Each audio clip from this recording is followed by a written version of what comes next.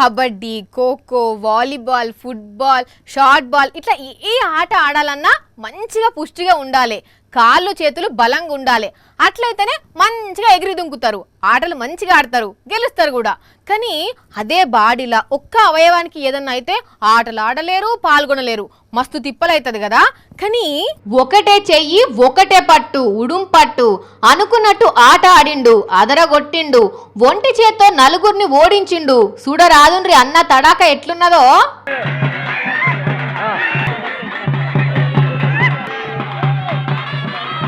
ఒక్కటే పావు గంట జనాల కేరింతలు సప్పట్ల నడుమ నలుగురిని మడత పెట్టి కూసబెట్టి ప్రైజ్ కొట్టిండు.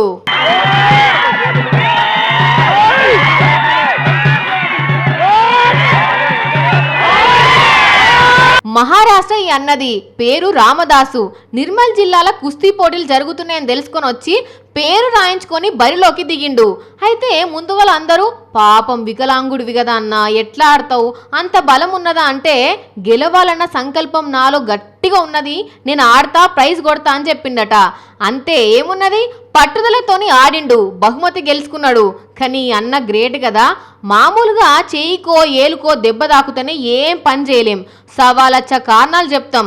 అసొంటిది అన్న నలుగురిని ఓడించిండు అంటే సూపర్ సూపర్ సూపర్, నీకు సెల్యూటే అన్నా.